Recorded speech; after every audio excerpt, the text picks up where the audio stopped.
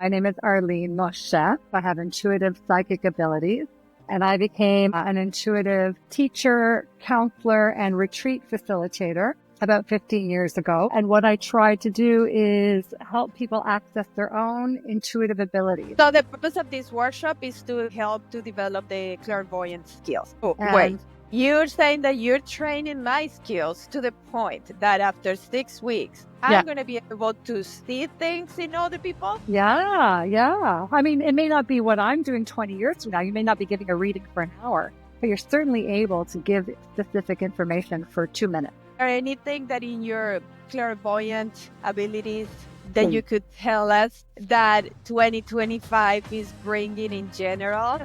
Hone it in a little, say, for the viewers of this podcast. So whoever's viewing it in the future, I'm going to try to channel in and see if I get some messages. Is that okay? Yeah. Okay, so the first thing I heard is that... Welcome to the first episode of my new series, HBF Experts, in which I'm bringing to you different experts in different areas for us to grow and evolve and become masters in different areas of our life. And what better than to start with Arlene Moshe. She is a psychic intuitive who is here to teach us how to listen to our gut feelings so that we can trust our inner wisdom and make better decisions, especially for 2025 coming up. And she has a special message for the listeners of this podcast only. And she also got a very deep message for me. I hope you stick until the end because it's very mind-blowing what you're about to see. Thank you, Arlene, for giving us so much information about how to evolve into our own superhuman powers that we don't even know that we have. Thank you for sharing and for giving us a special code for us to download your workbook. Guys, everybody listening, you'd better be ready to take notes and to absorb as much as possible from this episode. What a way to end 2025. Thank you so much, Arlene. Thank you, everybody, for listening and for supporting my podcast in 2024. Thank you for sticking up with me and for supporting this podcast, and enjoy this first episode of HBF Experts. Arlene, officially welcome to my podcast, and thank you so much for accepting this invitation. Can you please introduce yourself and explain to us what is it that you do? How is it that you put yourself in service to others? Wow. Okay. Well, again, thank you for having me. My name is Arlene Moshe, and I am an intuitive. I have intuitive psychic abilities, and I became, along with my other career, an intuitive teacher, counselor, and retreat facilitator about 15 years ago. And what I try to do is help people access their own intuitive abilities, how to understand and hear the inner wisdom that's there for them, that's coming through for them, how to interpret it, and how to take action on it. Everybody accesses it a little differently. Everybody feels or hears or sees a little bit differently. So my specialty is helping people trust the way they're getting the information, learn how to interpret it, and then really the most important thing to me is how people take action on it. What are they going to do with that? It's coming from them. It's their highest wisdom. So what rings true for them, and then how can they take action? And then from there, those workshops sort of, because I was seeing the needs of the clients that were coming and intuitive information was coming through every time I was leading a workshop or retreat. It was around mostly for women seeing this need to reconnect or reawaken their sensuality, their divine feminine.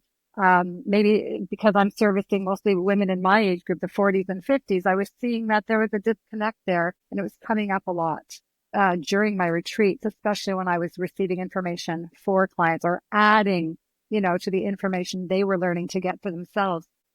So I started to bring that element in of how to access the divine feminine, how to embrace it, how to advocate for it, that, in communication, in activities, in movement.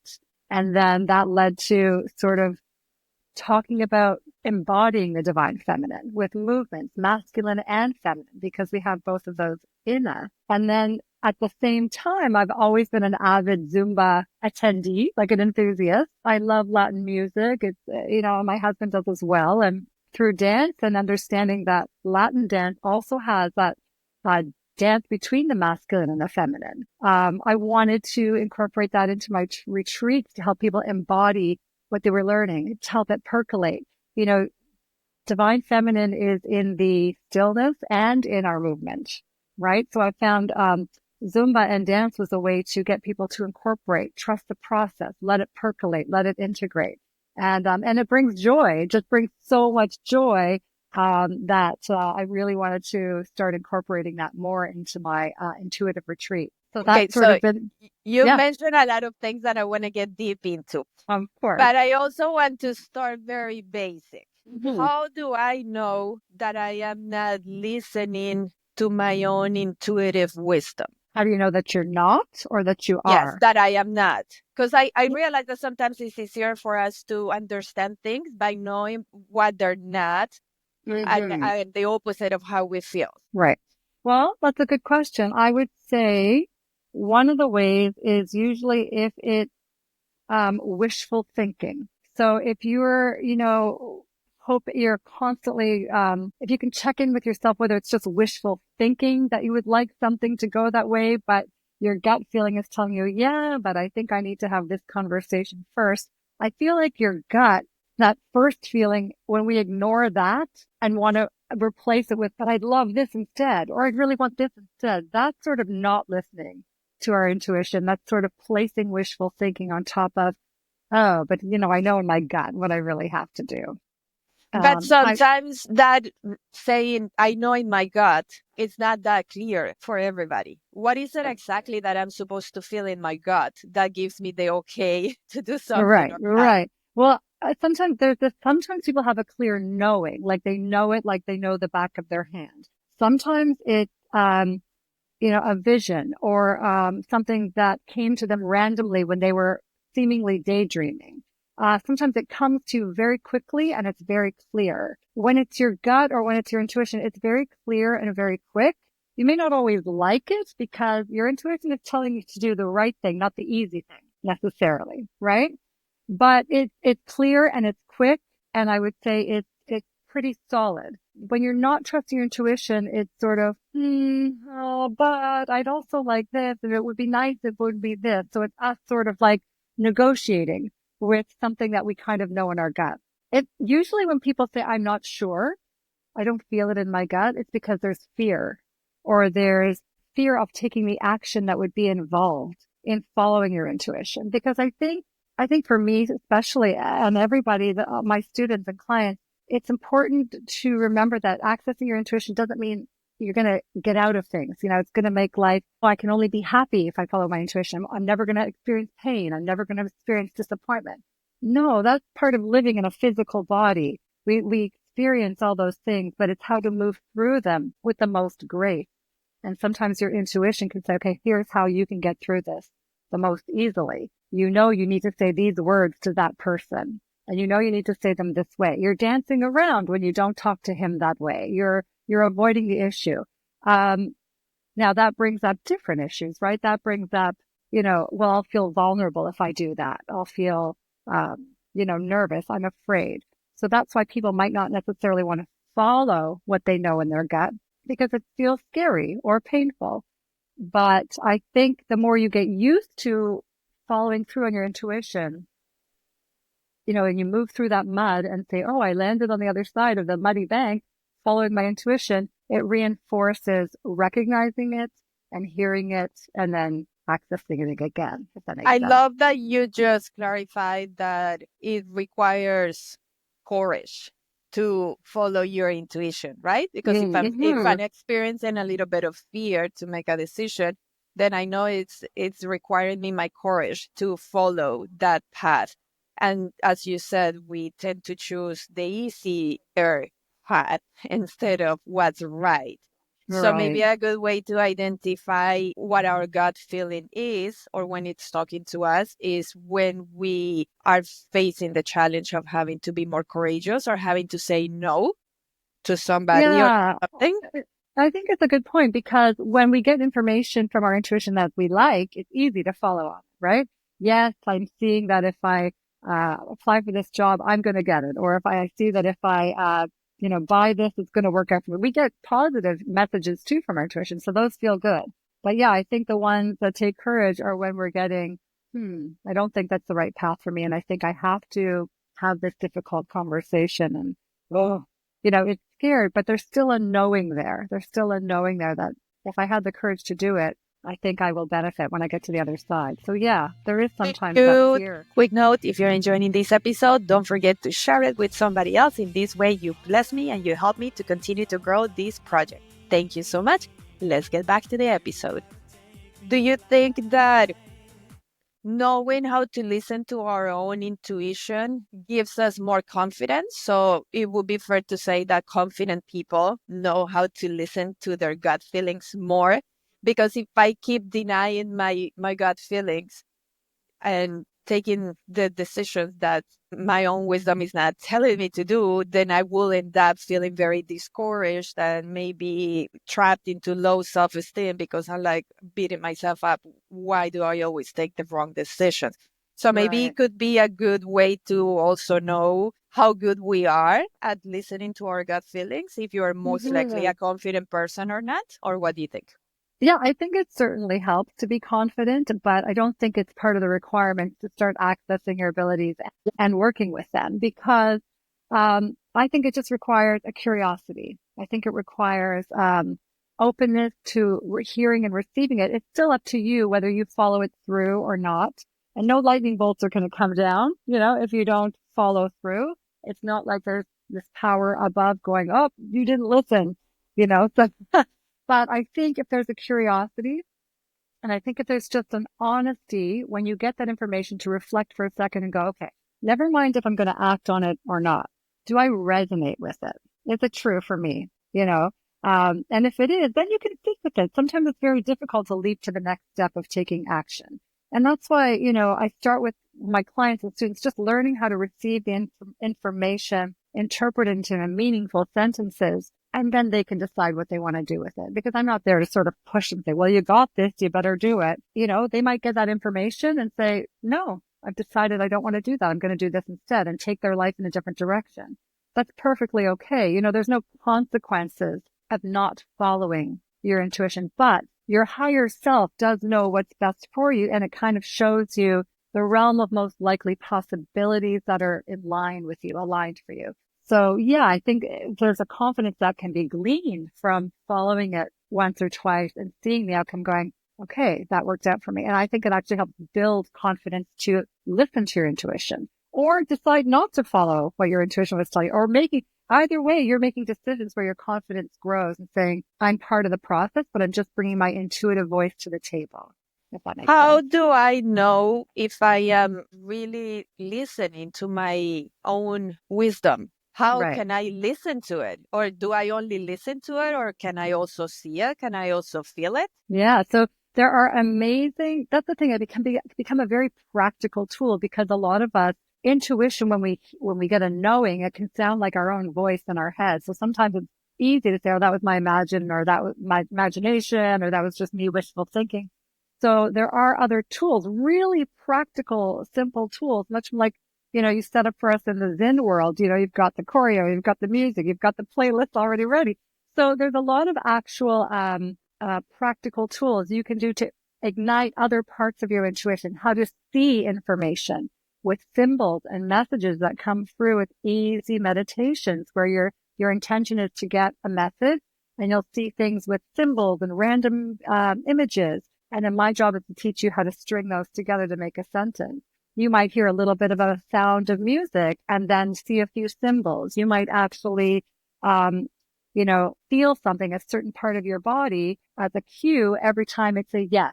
You can start saying, show me what my yes looks like in my body. Where is it? Show me what my no looks like in my body. Where do I feel that? And test it out a few times. So the fun part about learning to access your intuitive abilities is the more of a newbie you are to it, the easier it is because you have no expectations of what it should look like. So when we start, I have a workbook I give people and we go through the workbook and we work on one ability at a time. Like, let's start with your seeing. Let's start with your seeing abilities and see what comes through. And it blows them away because it's so, resonates for them. It's so specific to them, the message, but they didn't know that that was the message when they first saw the symbols until they How learned do how to you interpret. help us to see Yeah. a So vision? so right now, the way most psychics or most people that see there's very few, you know how they show in the movies, like, oh, I see that person, like they're right in front of me, like it's like, it's really not like that for most people with vision. Vision looks like Maria, if you close your eyes right now and I say, imagine what your bedroom looks like. Can you do that? Mhm, Okay. And imagine the beach that you walk on. mhm, Okay. And now imagine your dog. mhm. Okay.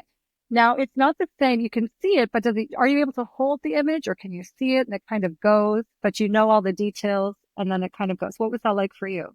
I see it and I know the details, but it's Right. moving. Right. It's not something you're holding necessarily in your mind, but you saw it clearly. You could recall the details. You knew for sure that was your dog, but it's not like it was staying there.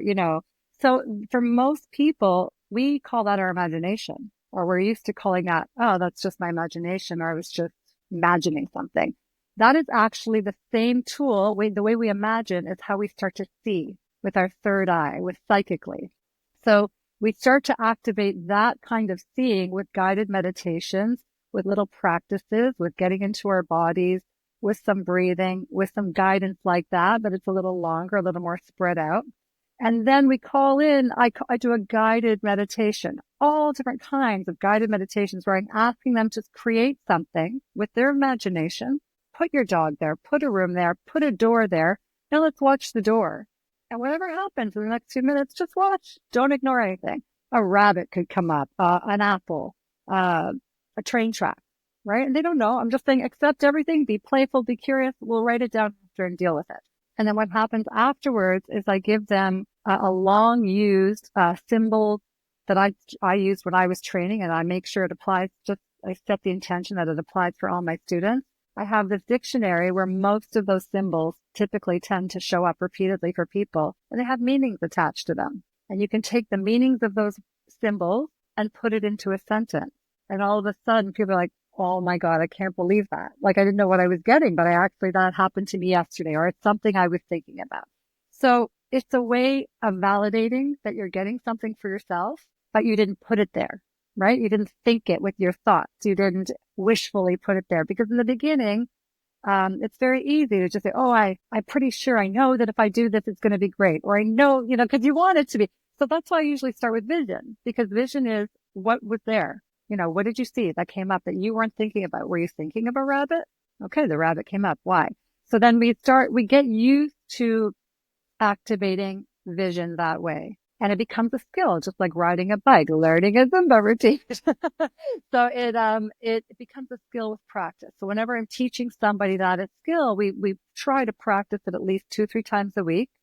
And it becomes more comfortable in your body to go, okay, when I start to prepare and I start to do this, right, I'm activating my vision. Okay. And then information can come that way. We learn to ask questions. We learn to please show me more to clarify what I think I'm getting, still with symbols and images. And it's quite creative. You work mostly in a group setting, or you do these one-on-one? So I was doing them one-on-one. And then I created a workbook for people to sort of do it on their own one-on-one, because I moved to doing it in groups.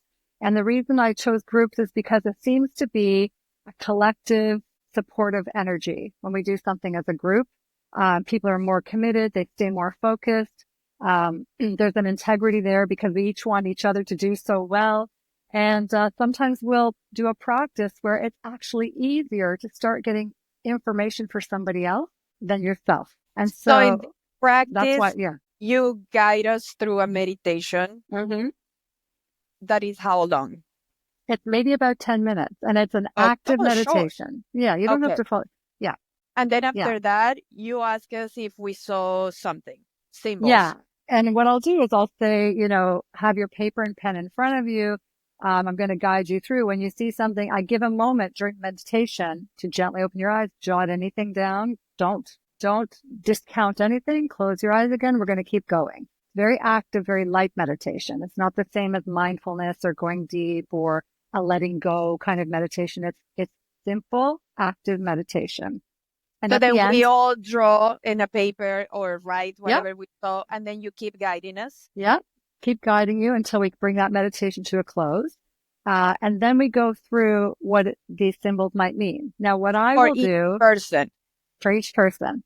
And each person will help each other interpret what they got, because it makes you look at the glossary and figure out and get to know the symbols, So like you had to you have memorize a dance given move. them already the glossary with all Yeah. of the symbols. Yeah, But but if I, not the first time, because the first time I want them to be wowed by like, yes, oh my that's what God. I was going there. I was like, do not give it to me No, because, never.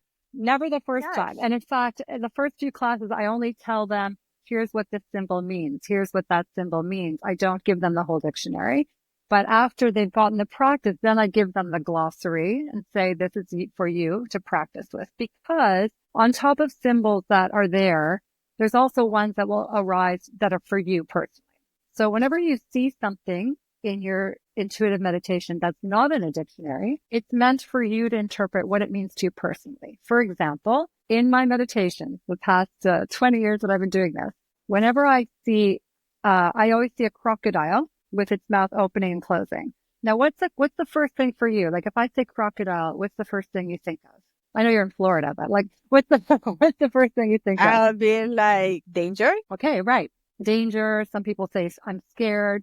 For me, for some reason, when I saw that, I thought of anger, and the mouth opening and closing was about needing to communicate my anger. And every time I see that with the rest of what comes up, I know, I mean, it resonates.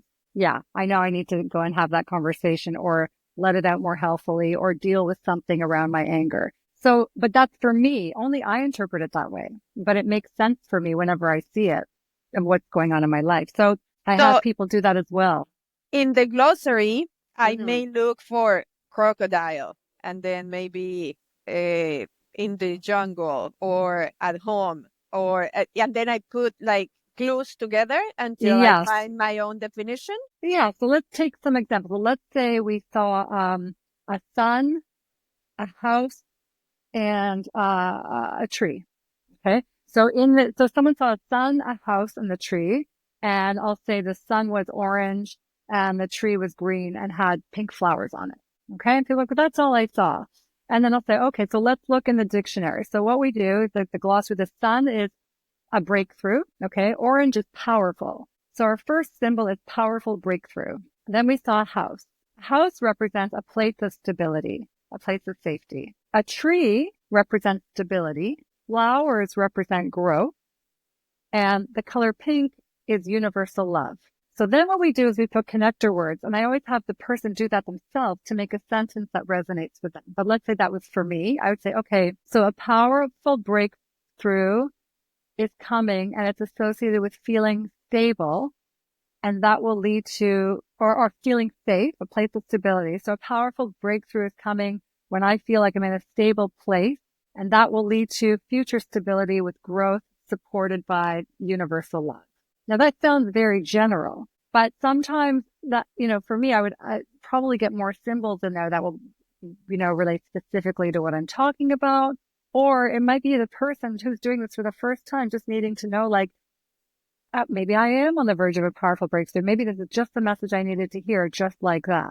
So I never question where somebody is or what they're receiving, but it's fun for them to go, oh my God, I saw all these random images and then I piece them together. Now, if I saw a crocodile on the end of that or in the middle somewhere, say powerful breakthrough with communicating your anger will lead to stability and growth, right? So that gets more specific to the person receiving the messages. So, do you give us some context before you start that meditation? Like, we're going to be channeling, I don't know, our financial area, and then whatever I see, I know that it goes in that context. Or is Well, yeah, so it depends. So some meditations I design where I will have them look at we'll have 4 sort of stops along the journey, and I'll have them look 4 times. This is stop number 1, 2, 3, and 4. What do you see at stop number 1? What do you see at stop number 4? And so only afterwards do I tell them what each stop represents. This represented your financial. This represented your relationship. This represented and then when they look at it, they're like, oh my God, because I don't want them to influence. Like if you knew you were channeling about your money, you might put some image there. It's easy to imagine a dollar sign, or it's easy to imagine and I want it to really feel that they know 100% they didn't imagine that symbol. They let it come naturally. So I don't always tell them in the beginning what they're channeling about. as we get more practice, then they learn to ask their own questions and learn to just allow to come and see, but they know already how to relax and wait for an image to come rather than wishfully putting something there. So it's So a bit this of is a practice. like a reverse tarot reading, because in It's the all tarot reading, I know I have three cards or whichever number of cards, and then I know each one's going to represent something. So it's the opposite. I know what they represent, but I don't know what each card has. right. Exactly. And that way it's just a confidence builder, like, oh, I really channeled something for me and I didn't even know what it was for. Like I can really trust that I saw those things because it makes so much sense now that Arlene says it has to do with finances.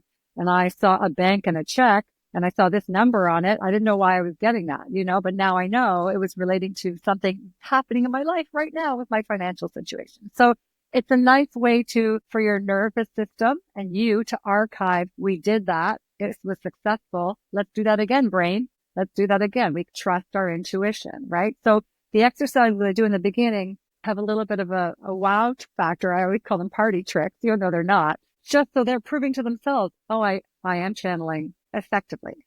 Now sometimes our ego is going to get in there. I've been doing this for 20 years and sometimes I tell people, I think I'm like 95% accurate. I might be interpreting a few things wrong. I'm human. I might be putting my ego into it. I try not to. I try to channel it cleanly and with a lot of integrity. But some days you might think, oh, you know what? If that doesn't sit true for you, you still follow your own gut feeling. If it was channeled for you and you still don't buy it, that's why I said at the beginning of this interview, you don't have to follow through on it. But I But think it's precisely because of our ego, I think it's necessary to have a professional, an expert leading you into putting these clues together and understanding your own meaning of your own visuals. Because you can give me the glossary and I can do it at home. But then if I tend to be a person that is scared of trying anything, or right. it tends to panic very easily, then I'm going to translate my visions into something scary. Or if I tend to be overly positive in Yes. life, then I Yes. tend to see it all that way, right? So we're not going to be Absolutely. accurate because Yeah. we have this strong identity that is going to take over the Uh, translation. I agree. Absolutely. And that's why sort of in classes and in groups, like I'm still channeling all the time. When people are getting their information, I'm receiving more for them. I'm kind of tapping in and saying, okay, they're on the right track.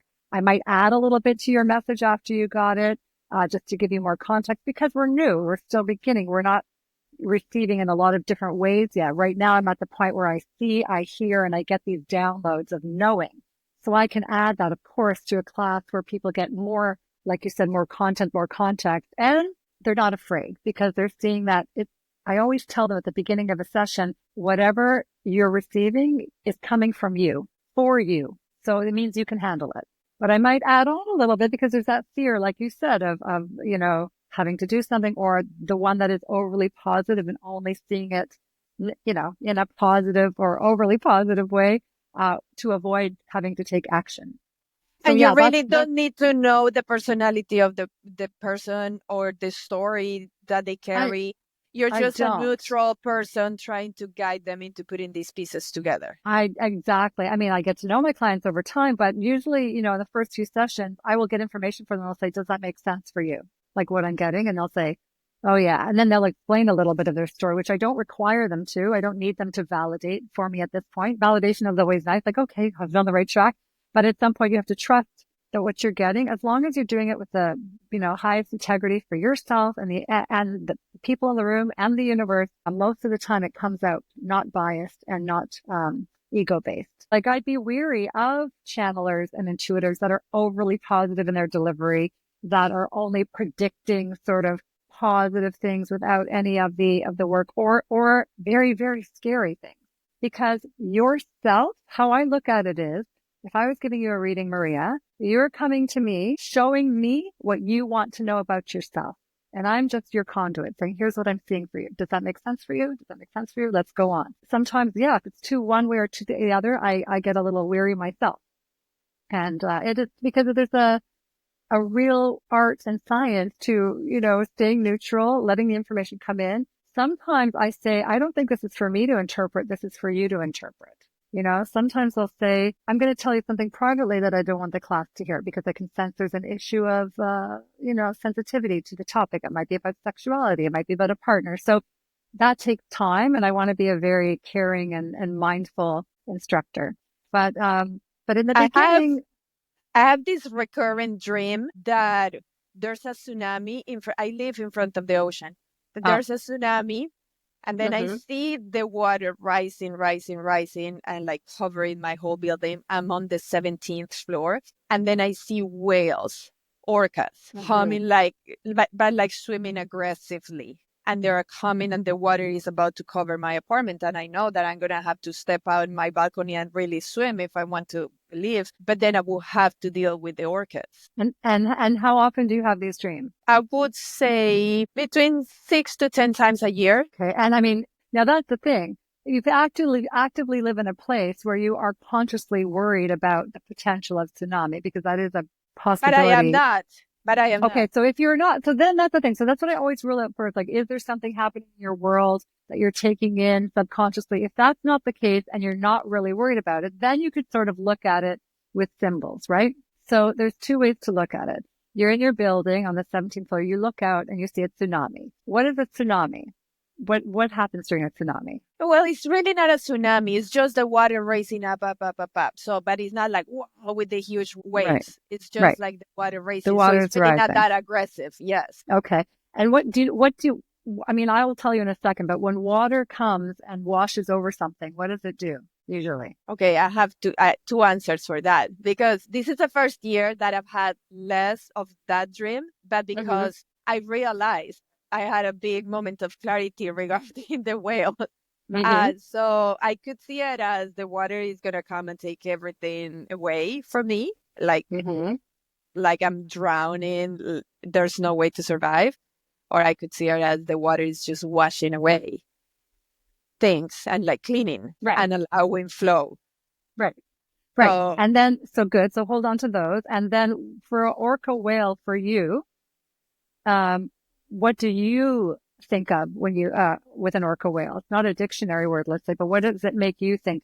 Is there a fear around them? What is your definition for an orca whale? and that's the thing. For years that I've been having this dream, I was petrified of the orcas. I thought the Hmm. orcas were gonna kill me immediately. Hmm. And then that's when I wake up before I Hmm. even open my balcony door and just go swimming with the orcas. And Hmm. then through a meditation earlier this year, I saw that the whales have always been in my life. Actually, I believe it's my spirit animal, but you can guide me through clarification of this as well.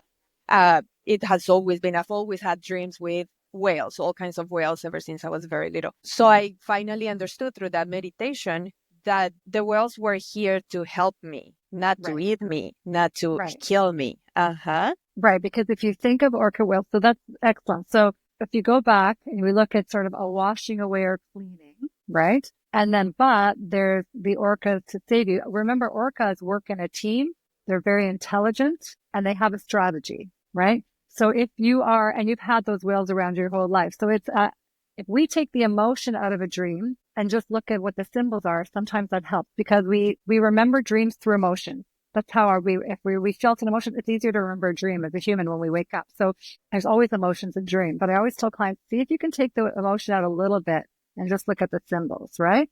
So you looked at the washing, the water rising up and cleaning away and rising, maybe rising what you've been stable with for a long time because a building is a place of stability.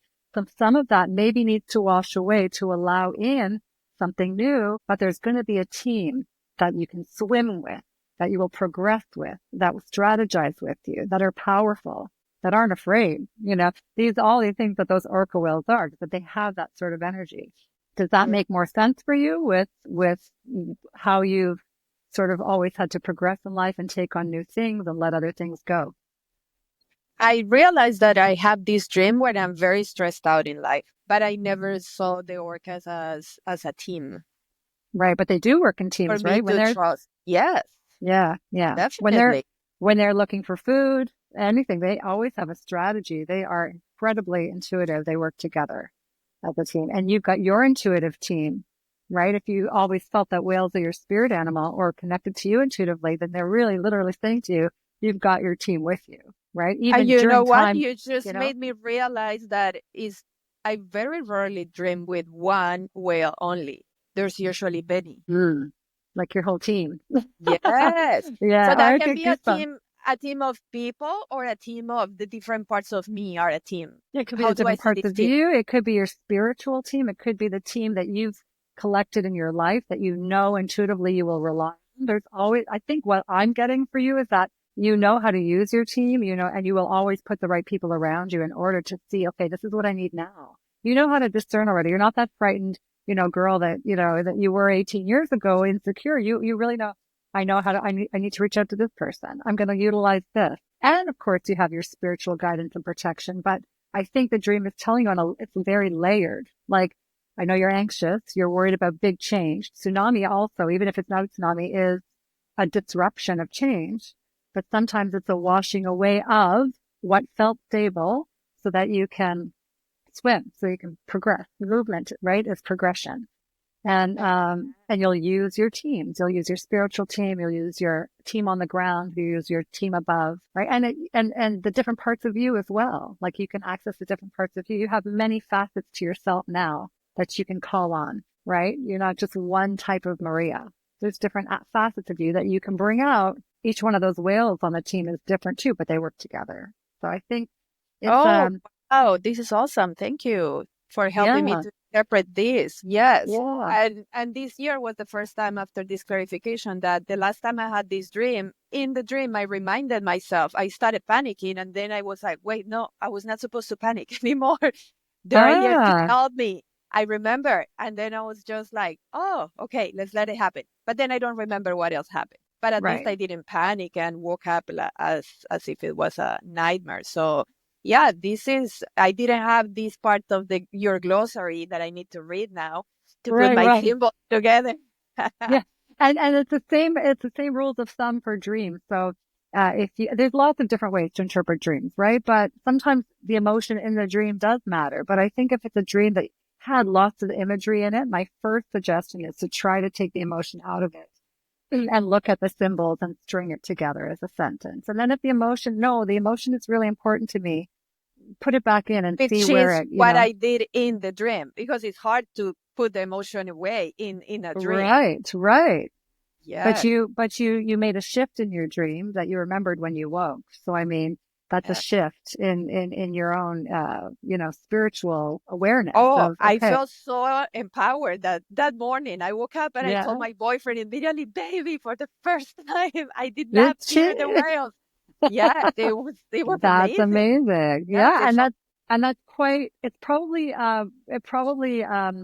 is parallel with how you probably perceive other people in your life that you might have found intimidating or a little bit frightening, that you sort of seeing yourself on an equal playing field now and not necessarily people to be intimidative, but you have something to bring to the table too. And I think you need to start acknowledging that, recognizing that as opposed to deferring, having sort of a deferring energy. You can own who you are and there's other people at the table, but you have something to bring as well. beautiful. Yeah. How do we know which is our spirit animal? I think if they're drawn to that spirit animal, you're drawn to animals and it's come to you and it's been part of your life, then I think it's a way that your higher self chooses to connect with you because we are we're not just receivers. We are wielders and navigators of our abilities. So what I mean by that is we can navigate and wield how we want to receive information, the way we want to receive information. Like I can tell, I remember I was getting dreams when I first started this process. I was getting dreams, dreams, dreams, dreams. And I finally said, okay, About let everything, my mother's friends. I would like when I was a kid, I'd get dreams about my mother's friends. And my mom would say, tell my friends what you dreamt about. And they'd be like, oh, your kid just described my whole day. But I was, 9 years old and I didn't know what they're doing. So like that, dreams, dreams, dreams. And so when I got older, I realized, okay, I'm going to stop having so many dreams because I need to sleep. And I promise I will meditate when I'm awake and receive the information that way. So then the dreams slow down. Now I still get them if it's really important. Like if I haven't been meditating or haven't been paying attention, I will get a dream about something I need to know. But I decided like, no, I'm going to keep practicing my other abilities so the dreams become less and my awaking meditations with information become more. So Then you I were was, able to switch it and control mhm, your dreams and yeah. to receive them in a more conscious state. Yeah, because we are wielders. We are part of the magic that can wield and move. And just like we give energy and feel energy, we can feel when someone's standing behind us. We can feel when someone's brought a weird energy into the room. We are aware of energy, but we can also manipulate it. That's the whole idea of Reiki and energy healing and all the different modalities associated with energy healing, is that we have this ability to move and work with energy because we are made of the same stuff. We're not just subject to it. We are it. So we can sort of, work with it as well. So that's why I tell my clients, like, if you don't like receiving so many dreams and they're keeping you awake, try to switch to more active form of meditation. Or it may be your destiny that your higher self wants you to receive them this way, but try to, use our different abilities as well, which is why I teach about knowing and hearing and seeing and feeling so that we can But practice those and massage those too. you are teaching people how to develop these clairvoyant abilities. Yeah, that's one of them. Do Yeah. you believe that everybody has these abilities? I do, but I also believe that not everybody needs to, or wants to or has to use them in the same way. My husband is very intuitive, but he's not sitting down and actually practicing it like I am. But he's got good radar. Sometimes he'll just say things that I've been thinking, or he'll say things about somebody that, we find out 2 weeks later are true. But he's not practicing it. He doesn't have this desire to massage it and nurture it like I do. I think it's my journey, my destination, my passion to do so.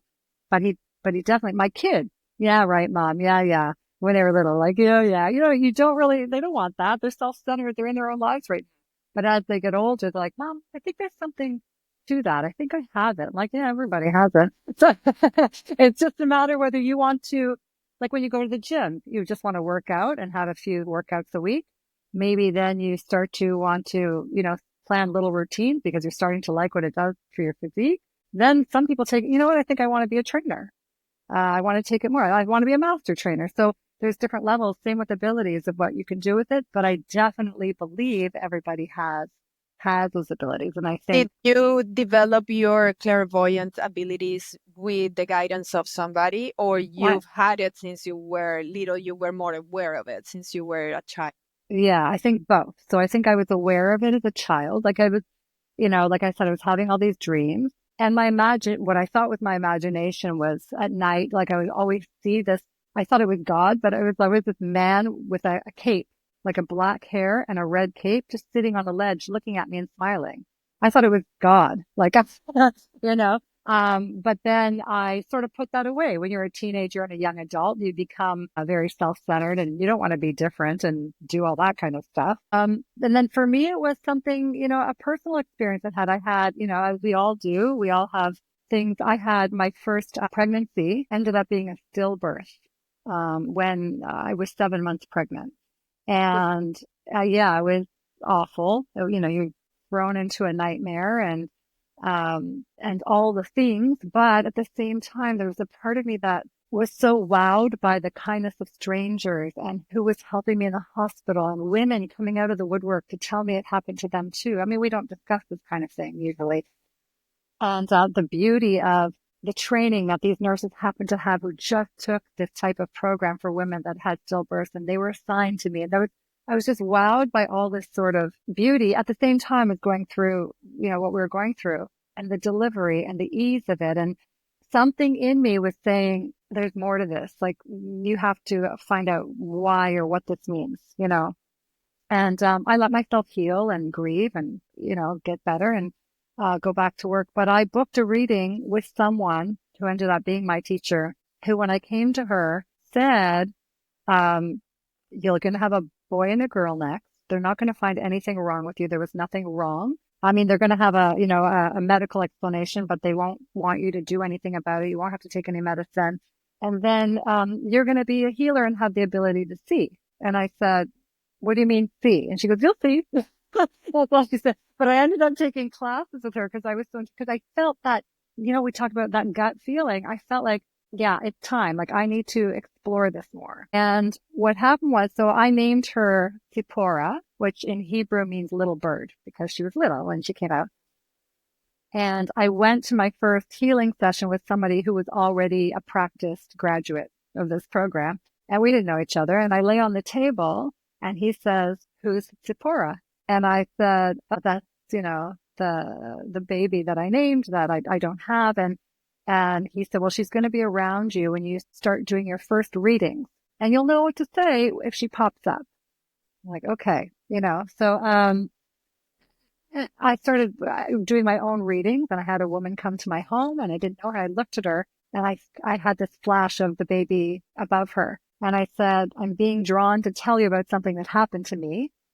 And this is what happened to me." And I told her the story. I don't tell everybody. And she said, "I just had a stillbirth 3 weeks ago, and I haven't talked to anybody about it." And so there was this whole ripple effect of following my gut on that, having that experience so I could recognize it in somebody else, her showing up as an image to prompt me to have the courage to say it, because that's not an easy thing to say to somebody. They might think you're crazy. But it sort of launched me into going, okay, she needed to hear that. We had a discussion. We didn't even do much more channeling after that. It was the discussion. And so there was a healing, there was healing behind it. There was a full circle sort of moment. And then I was like, I want to do more of this. If this is what can help people move through challenges or grief or whatever it is that I see. And this was 20 years ago? This was 2001. Yeah. More than 20 years ago. Yeah. So this was kind of confirmation for you because you knew you were going to be helping people through your ability to translate and to explain things. Yeah. And then what I liked about it was that I learned to not just even though that I don't mean to belittle, when you see something that, let's say for that person, I see a red car and you're driving. Yes, I have a red car. It's nice. It's like, wow, she's connecting with me. I call those party tricks. But what it does, I'm like, okay, now I'm going to get guidance for you too. If you're trusting that I could see that in your driveway, maybe you can trust the information coming through as well, because my jam is to give people channeled guidance, not just wow them with, "I see this about you and I see that about you." People go, yeah, that's me. That's fun. But you leave the session going, okay, like that was cool, but what do I get out of it? Really? And you do get something out of it. Maybe it's belief that you needed. Okay. But generally my excitement is from the channeled guidance that is so particular that comes through for somebody that really resonates them, that makes them make a future decision or takes them in a direction or gives them confidence to try something that they're nervous about.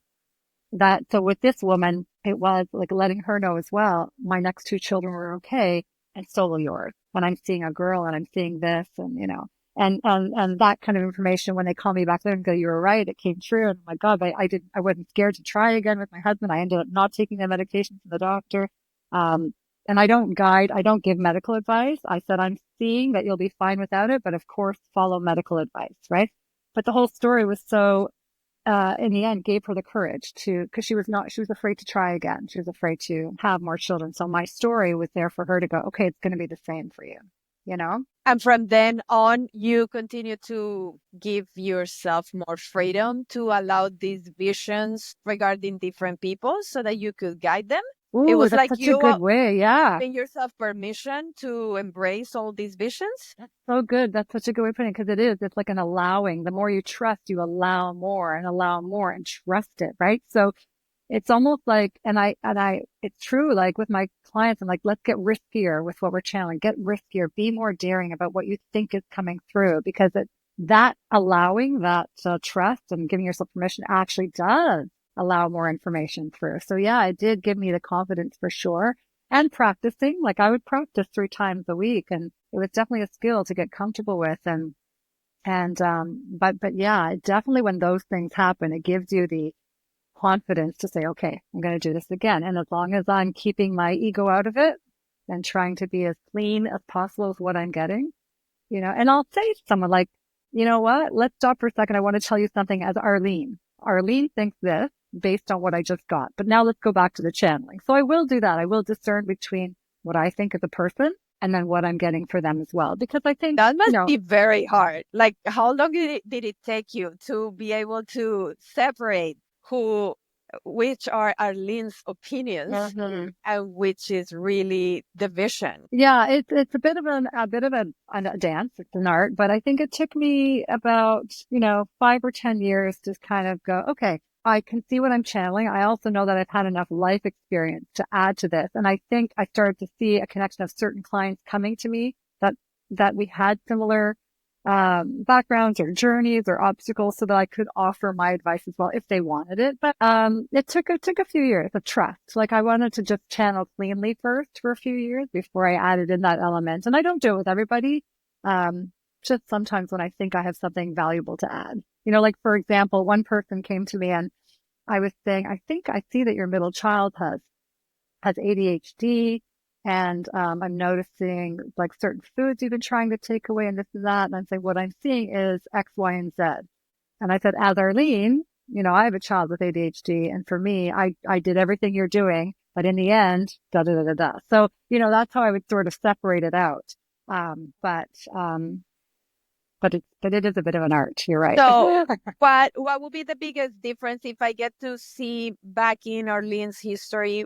How did you initiate your service to people, and what has been the transition to where you are now? When I started, I literally did it for free and practiced on people. And I would see like just snippets of images, like I'm seeing a duck, an umbrella. Like it was because I was nervous because you want it to be so right, So I just did it for practice and free until I started to have enough practice under my belt that it was starting to be more flowing as words and sentences and images that were accompanying the words. When I felt it was more like of a robust, juicy little message for somebody, then I started to offer private readings out of my home. I was still working full time, but I was always offering it on the weekend. And from there, little groups, started to form. Should we try a little healing and an energy healing group where we're laying our hands on somebody, but getting intuitive information about the body part that we're working on? So I started combining those things together. Trust, practice, confidence, and seeing that my clients were flourishing, that they were learning from what I was teaching them. It was very reciprocal. I'm always learning from all my students. And it was such a growing process to the point where they were like, why aren't you taking us on a retreat? Let's do something for the weekend, So my clients were guiding me the whole way. I'm like, okay. So it started with retreats locally here in Canada. And then, I went to Bali in 2015. And in Bali, I went for myself just to take a retreat that I was interested in. And it was like a self-development, retreat. But someone in the group, like one of the other participants, he's like, if anybody wants to meditate at 5 a.m. before our day starts, let's meet by the pool. I'm like, no, I'm not going up at 5 a.m, right? But like at 4:59, I'm like lying in bed staring at the Zoom, like, okay, I'll go. Like I could just hear myself like, go to that retreat. So I go and he leads this meditation. And during the meditation, I like open my eyes and I'm looking around and I'm seeing information around everybody. And I'm like, okay, not now. Like somebody else is leading the meditation, but I couldn't help it. So at the end, he's like, how did that go for everybody? And everybody goes around the room. And then I say, that was amazing. And I loved it. I said, on the side, I happen to do this and I kind of some information for people. If you're interested, if you want to stick around, I'll tell you. Everybody's like, yeah, we're staying. So I went around and told them what I was seeing for them. Some of it was the actual reason why they were there at the retreat and the person that they were trying to deal with. Some of it was seeing some issue at home with family and relationships. Some of it was money. I didn't know. I barely knew these people. It was like day 2. But wait, parenthesis here. Yeah. Is this what happens to you whenever you go to the grocery store and you see things for everybody? So it used to be, but I've learned to sort of, shut it down because I don't want to be doing that all the time. Overwhelming, exhausting. Yeah. And I think empaths, people that are empathic, complain of that a lot. Like you're taking on everybody's energy and everybody's emotions. No, I'm very good at saying, no, not now. We're going to do that later. Because I don't want that. I'll tell you a side story about my sister who's intuitive, who did do that at the grocery store. I'm like, here I am. So remind me to tell you that story. But anyways, at the end, this guy who was leading it came up to me and said, who are you? What do you do? And I said, well, and I started to say what I wanted to be in the future. I'm like, I'd like to be invited to retreats to teach this. I no longer want to organize my own retreats. I'd like to be invited as a guest. So I just put it out there. I wasn't even doing that yet. He's like, well, I organize retreats and my wife's an organizer and we invite people to retreats. I'm like, bingo, that's what I love. And from there, we started leading retreats together in the States. And from there, I sort of moved off on my own, which he, granted me the blessings, take it on the road, do it on your own. And I started to get my own following of people in the States where I was doing retreats, mostly in the southern states, North Carolina, Virginia, big followings there. And that group also was like, when are we going international? And then I had always wanted to go to Greece. I have a real draw for Greece. And so the last few years, I've taken groups of women to Greece and we've done intuitive retreats there. So it kind of blossomed over time. But your story in the grocery store, my sister is super psychic. She's the one who ultimately ended up being my teacher. She took the course with me originally. I learned some stuff from that teacher, but I wasn't getting very far. And my sister, because she's 8 years younger, younger kids, they like get it more quickly, totally became open and psychic. And she saw exercises for me that were better for me to open my abilities. And they worked. And, but we're in the grocery store and there's a woman standing in front of us and we're just in line. And she's like, taps her on the shoulder and she goes, "Congratulations on your engagement." And the woman wasn't wearing a ring. And she's like, "Oh, how did you know that? I haven't even told anybody yet." And I'm like, "Oh my God." So my sister just covered and said, "You just have that look of somebody who's happy and got engaged." I was like, "Tone it down, take it down, because otherwise we're going to get people attacking us in the store, asking us for information." So she's that person that will get information about everybody. But I'm like, let's rein it in a little so that there's an integrity to it and people aren't sort of trying to leech you for information all the time. So, And there's anyway. actually a bad rap that psychics have gotten because sometimes you go to the mall or the grocery store and then there's a psychic tell you, "Oh, let me tell you this, and here's my Yeah. card." Yeah, And you're exactly. like, you're just, I mean, good for you that you're advertising for yourself. You're out there trying to sell your business, but Yeah, yeah. that it makes you doubt the how genuine this Right. person is, Yeah. right? And I think that people are playing at different levels, like I don't doubt most people's desire and, intention to want to be a psychic that predicts information. It's just what sort of theme you're playing at. Like I'm more into the guidance and helping action. Some people just want to do predictive stuff. That's where they're at. Some people need tarot cards as a tool to launch their intuition, and that's okay. There's so many different ways to access it, but I just think it's what you're drawn to. And some people are if they're very beginnings of being a psychic or from their background, they're used to just doing this predictive, I see this and that for you, then they're going to draw the clients that are meant for them. Right. And my intention is to always help people get the highest information that will help them take action in their lives. So that's kind of the clients I will draw and attract because that's the kind of information they're going to get for themselves. So I think there's a place for everybody. I think there's very few frauds. I mean, you don't make a lot of money being an intuitive person. I mean, you see them on TV, but generally I think it's what energy level you're at yourself with that ability. And then you might, draw in the appropriate client. Quick note before you forget, while you're listening to this episode, click on follow on Spotify or subscribe to my YouTube channel so that you can continue to receive notifications about my upcoming episodes and you don't miss any of this fantastic life transforming information. Thank you so much. Let's get back to the episode. As a business perspective, I think it is a more profitable business to teach others how to develop the clairvoyant skills, right? I Then, believe so. Yeah, I yeah. believe so because I was enjoying the readings, but really they just wanted more. Like, people wanted more. Like, can I come back? When can I come back again? I'm like, well, you got a lot of information. Maybe you should sit with that first and think about what you're going to do with it before you come back.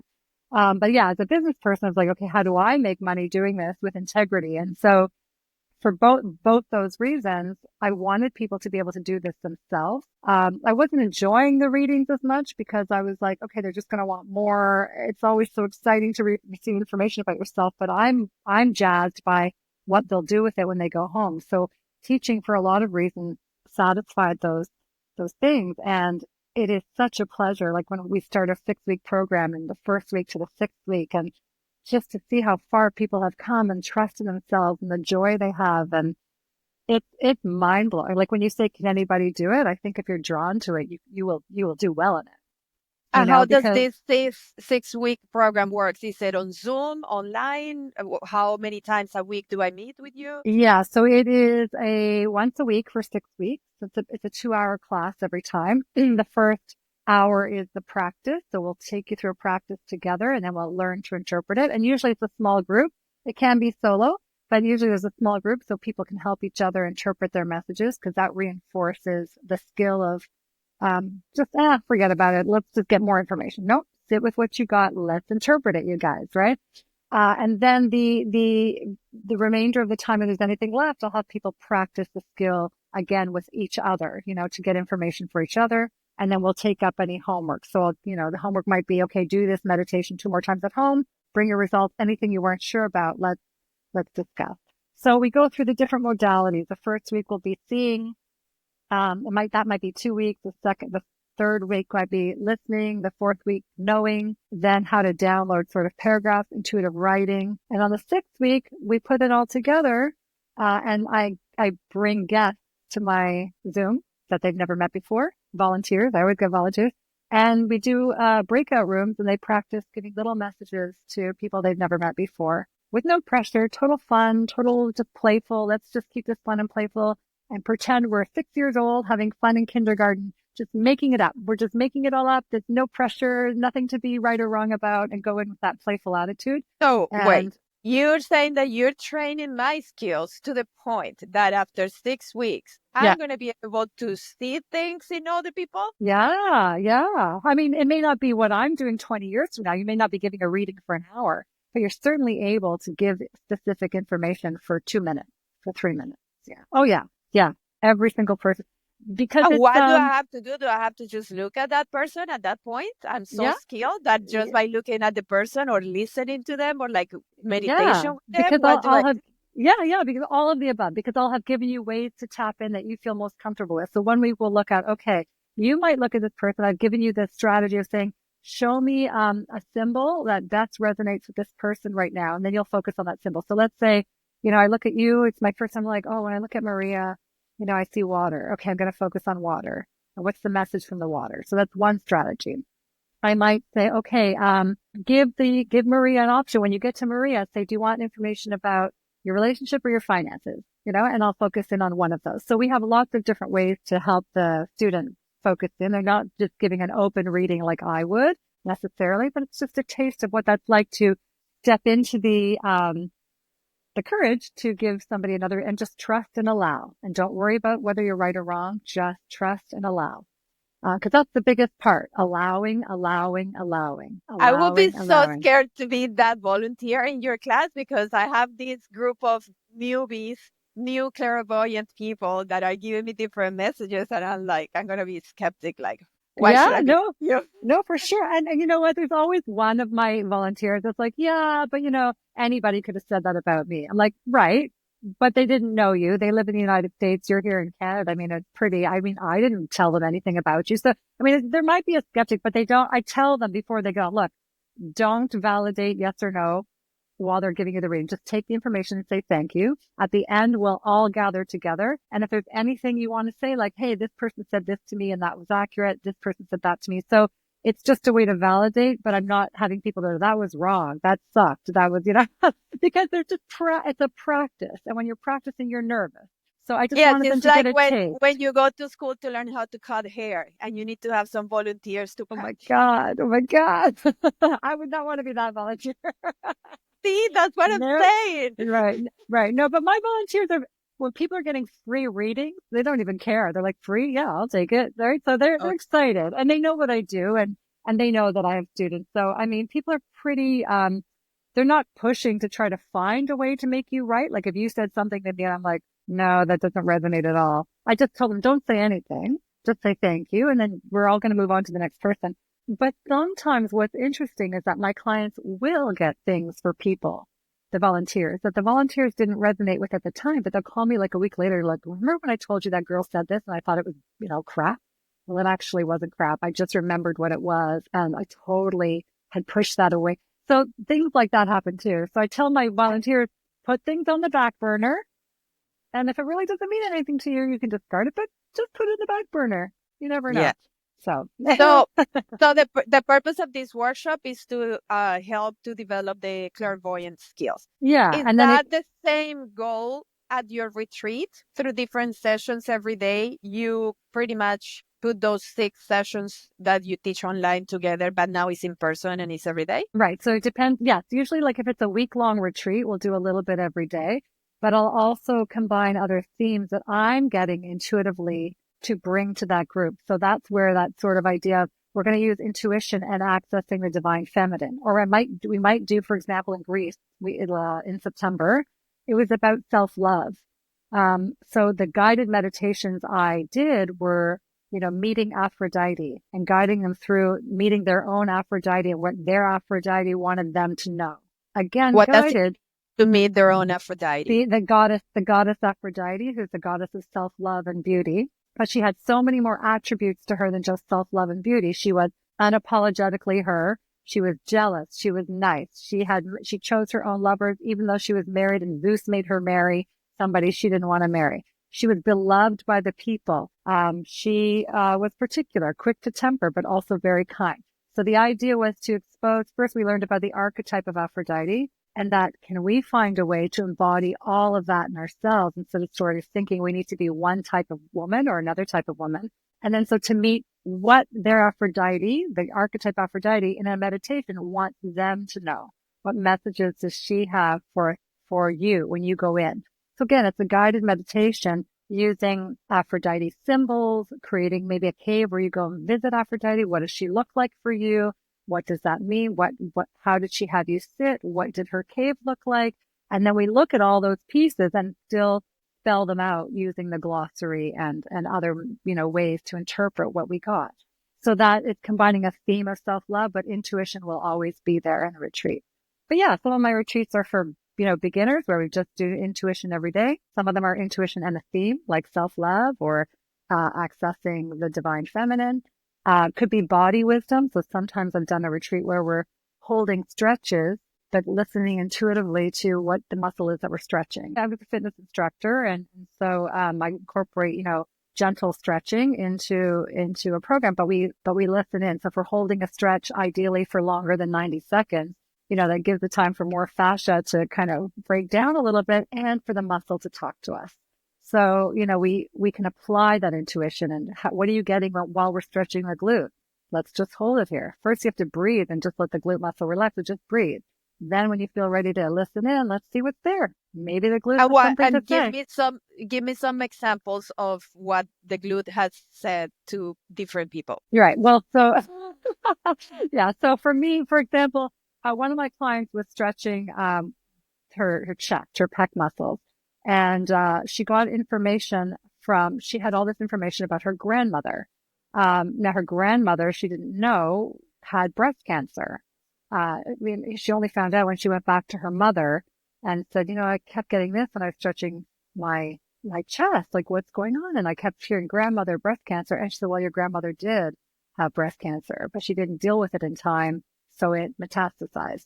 How come you never told me? And then there's a whole story about why they never told her. They didn't want her to be scared. They didn't want her to put it in her mind that she had, but it was it was still there in her body. And then we had to look at why. Why were you getting that information? Why did you need to know that? And for her, there was that fear of going for testing, right? She was over the age of 50 and there's tests you're supposed to have. And so that, there was a way of her own body getting a chance to say, it's still stored here. It's not even your story, but it's stored here, right? Because we have this whole idea of the epigenetics where things can be passed on from person to person. That might not even be your story. So that was one example. Even myself, I had, so strange. I had, as an adult, when I was 48, I got mono, and it wasn't from kissing a boy. I don't know how I got it. I got mono at 48, and I was like, I am dragging my butt. What is going on? And I go to the doctor, and she's like, well, I'll test you, and something came up like some virus marker was high. I'm like, well, what's that? She's like, well, I don't know. I can test you for mono, but I doubt it's mono. I'm like, me too. It turned out to be mono. So I thought, okay, this is a time to slow down. Like I cannot do anything. I can't go exercise. She said, you're not allowed to exercise.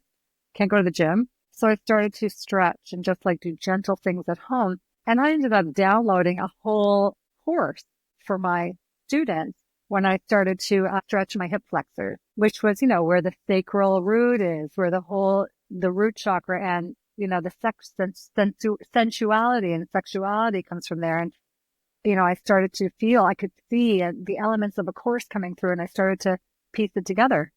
And I put the whole course together while I had mono at home, just from listening to my And body. when you were done typing the course, mono went away? And no, well, it took its time, but I was done. And then when I got better, I created a new retreat. And that's the retreat I just taught last September. Like, it took me a few years to implement it, but I put it into my retreat in September. And it was, I'd say, one of my best retreats to date. It was so meaningful. Which is the one about self-love. Yeah, it was self-love, divining the And how access to feminine. magical that you get to teach it in Greece. There's no better Yeah. place. And There's this, just something in the air in Greece. I don't know. I think I had a past life in Greece. I don't know, but I am I so feel the drawn to same. that.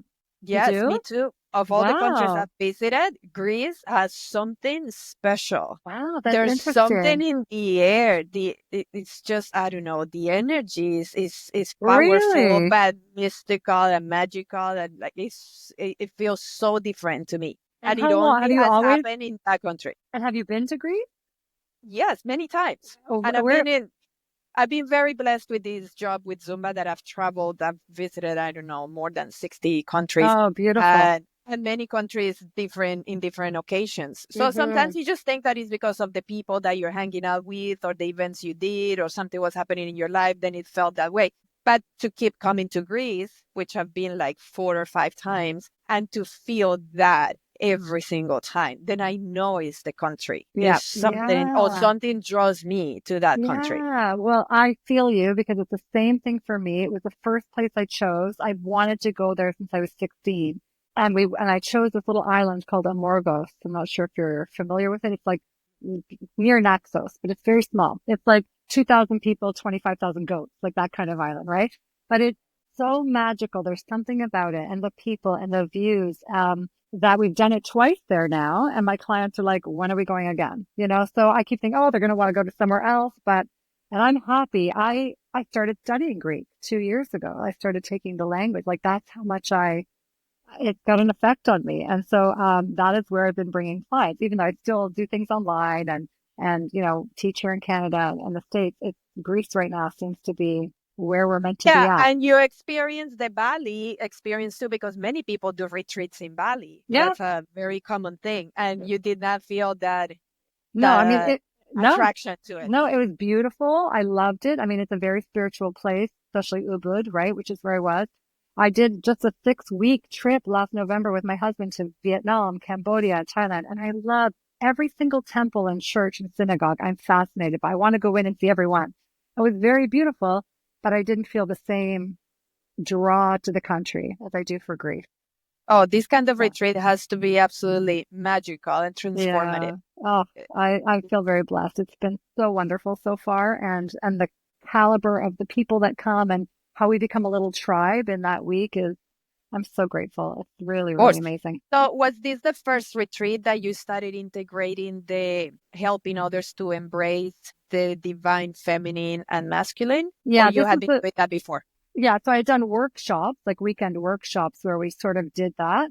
And I could see there was a real liking to it and a real need for it, a real draw. And it was also scary for some of my clients to do that. They felt a little intimidated. But again, I'm okay with people being in the mud until we finish the weekend when I see them sort of surface a little bit and say, oh my God, that moved the needle, or I need more of this, or I want to do more of this. So Can you yeah, quickly explain what does it mean to embrace your masculine divine and feminine divine? yeah. So, it's a big topic, but really it already exists inside us, right? So the idea that we have a masculine and feminine energies inside us, both, no matter what body we're embodying at the moment, male or female.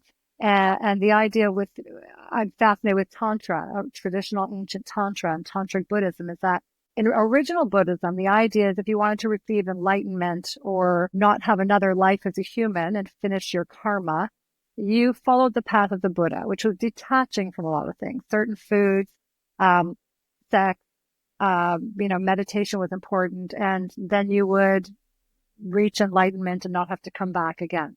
Tantric Buddhism was the opposite. It suggested that the mundane things like breathing, sex, washing the dishes can all be ceremony, can all be divine, and that we have the masculine and feminine energies within us in our root to use to help us make every experience we have on this earth divine and reach enlightenment and bliss now, not just in another lifetime, not just from detaching and putting yourself in a cave and meditating. There's nothing wrong with that. If you're drawn to that and that's your truth, that's what you should do. But I love the idea of Tantra is that you're working with the masculine and feminine energy inside you, where the masculine is the container, the solid sort of container for protection and calm that allows the feminine and acknowledges that the feminine has this wild, chaotic nature to her that can create and heal and manifest and bring about. And they work together like this in a dance to worship each other and acknowledge each other, that both are needed, that we have both within us. We can draw them out in us when we need to. And it's a beautiful dance where it's not that you can only be one and not the other. A man has both feminine and masculine energy. A woman has both feminine and masculine energy. How can we master this dance of the two? Right. So there's a lot of techniques in sort of newer Tantra or Neo-Tantra with breath work and embodiment techniques and guided meditations and doing some vulnerable sharing after you've experienced those things with a partner or alone. You don't have to have a partner to do this, that help you embody the energy that the root or the sacral chakra has for you, that you can align with your third eye and align with your heart and use all three to bring out the energy that's there for you. So they call it in Kundalini, the Kundalini energy. It's been called different things, but my goal is to help people feel that the feminine and masculine energy that's in their roots and engage it with the heart and the seeing to bring How can I clearly identify which one needs more work or which one I've been focusing more of and then neglecting the other one? Yeah, I think that's with intention and awareness. So if you're coming to the table and you can kind of see what you're drawn to, what you've been avoiding, what feels more comfortable, what feels uncomfortable, then a practitioner will help you sort of identify those things and say, okay, let's just go in and see, let's go in and do some breath work. And this exercise will help you tap into this, and let's see what happens. There's no right or wrong. There's no expectation. It's just a matter of where you might be coming from, your family story. So for each person, it's different. It's not that I look at you and say, oh, your divine feminine's at 30% and your masculine's at 70%. But it will be awesome for me to know. Right. But I think what's important is knowing how to utilize both of them, that they're both there. It's not that you have to it's not that you have to get it and start. It's there for you to use. And it's the recognition of using the energy that comes with it. So if your intention, don't forget, we're wielders, we're navigators of energy. So if you set your mind to saying, I'm going to say hello to my masculine, I'd like to reawaken it. There's certain practices, there's certain breath work, there's certain movements that are associated with being a masculine energy versus a feminine. So for example, when we rotate our shoulders backward, that's a very feminine, accessing feminine energy. Forward is more of a masculine energy, right? So we can use certain embodiment techniques to help bring those out of people. There's breath work that can access masculine and feminine. You'll know from the work what feels more resistant and what felt more flowy. But that's also why I kind of thought I want to incorporate Zumba into my retreats, because it has naturally so many of those movements, both, right? Because we moved to the left and the right, that I thought it was a great way to percolate and embody everything we've been learning all week in Greece. So I actually found Greek music that, had a bachata rhythm and one that had a salsa rhythm, and taught the movements first, and then we incorporated it into that. So it just brought joy to accessing masculine and feminine in a moving way. But it's not like you get a printout and say, oh, I'm at 70% for masculine. You'll know from your history, from your story, what makes you nervous, what makes you vulnerable. But we all love taking tests and knowing I know. It's this like is not blood work to know how my body's doing. Same thing. Like, I know. I don't think I don't have a particular answer for that. I think I use my intuition, and I think I tend to read the room and read the clients, and I always have a bunch of exercises up my sleeve, but then I can see what's needed based on what's happening in the room. Especially because there's a big confusion in between being sexy and being in your feminine energy. Right, exactly, exactly. And I Uh, think that that's important because when people are told you have it in you already, you're feminine, it's your divine feminine, it's in you already. Let's look at what yours looks like.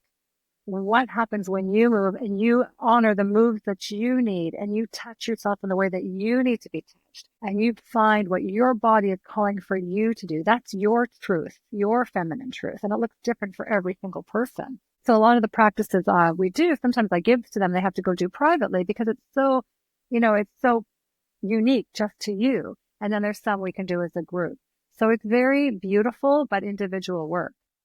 yes, because in Mhm. many cases, society has sold us this idea that being feminine, being a woman, is being sexy, Right. uh, or looking appealing, Yeah. controlling things, knowing what to do in bed, for example. But Right. then that is actually being in the masculine energy because you are trying to control the Right. situation. You're trying to work towards an outcome. Right. Therefore, you act in a particular way. And then turns out channeling your inner divine feminine is the opposite. It's Yeah. not Then, planning anything, not trying to achieve anything, but just flowing and following the other person's flow or yeah. leadership. Yeah. In a tantric exchange, for example, if you are with a partner, um, and you have a tantric session, that involves sex, let's say, then, you set an intention together. Okay. What do I want to get out of this session? You may want to heal something. You may want to let go of something. And then both people, the receiver, let's say it's you as the woman being the receiver and the giver, the male, both of you are focused on that intention. And then together, the breath work, the movement, the massage, the breathing, the intention is always there, even when you're building up the Right. event, so that when you're in, even if I can say, like in a pre-orgasmic state, that energy that you're building is coming. If you have awareness, you can start to move it. The orgasm is already an afterthought. It's the pre-orgasmic energy that you're creating that you can actually move around, manipulate, send away, send to the rest of your body, move, and your partner, that being a container for that to allow you to do that. And that has nothing to do with, it can become very sexy and beautiful. It can be very mind blowing, but it's not a predefined way of what looks sexy. It's literally coming from your truth and his willingness to honor the truth at that moment. And that's what can make something so intense in a tantric sexual sense. So, because it's not about what looks sexy, fantasy based, what people grew up with, were conditioned with, which can be sexy if it's your truth. If you feel that it does something for you and you like them, then that's your truth and that's genuine. But it's when, like you said, we're putting it on as an idea of what should be, that it can really block what's already there, that can come out of you, which is your own natural feminine, is so beautiful and sexy. But it's, I am fascinated by this subject of masculine and feminine mhm, because, and I'll tell you my discovery experience. I am from Colombia, Latina. So I mhm, grew up doing partner dancing, salsa, merengue, all kinds of partner dancing. And then in 2016, I had already been a Zumba instructor and master trainer for many years. I discovered this new rhythm. It was new to me. Obviously, it was not new. Kizomba from mhm, Angola. mhm. So I don't know if you have seen Kizomba on social media, but it looks very captivating. Let's just leave it at that for Yeah, now. So yeah. then I was like, wow, I'm, I want to move like that. I want to move my hips like that because the focus on the videos on social media is on the girls' hips. Mhm, So then I started trying, and my body wouldn't move that way. Like mhm, Arlene, it was like, what's going on? I've never been like so challenged with moving my hips. Like I can dance any rhythm. And then I was like, okay, so I became obsessed with it. I was like, I'm going to train myself on how to move like this. And then I discovered that the only way for you to move your hips in such way is by dancing with a partner. Because you're not controlling your hips. You're not causing that. Your leader is mm, telling you, is guiding your hips, not even with their hands, with their knees and with their whole body energy. Awesome. And the girl, I know. So I felt the same way, got goosebumps Yeah, when I I was got like, goosebumps now. oh, so I need to practice with a partner. Okay, so I enrolled in classes. I went to take a workshop, 2-day workshop. And at night, every night, they have like a social, that's what they do in ballroom dancing. And then you get to practice with different people. Arlene, the most uncomfortable experience because I could not follow my partner's lead. And in this rhythm in particular, the man is the leader and you have to follow 100%. It's not like in salsa, yeah, I kind of let them think that they are leading, but I do my own thing and I do my own moves and Yeah. head and everything. Not in Kizomba. You cannot do your own thing. It's 100% on them. They decide what you do with your body. And that was the biggest challenge for me. And then I started seeing the similarities with my life, my relationships. I've been married twice. I've had several boyfriends, amazing relationships. I still love them all. But I learn, I evolve with every relationship and then the cycle is over. Thank you so much. And I'm still in touch, talking to all of them.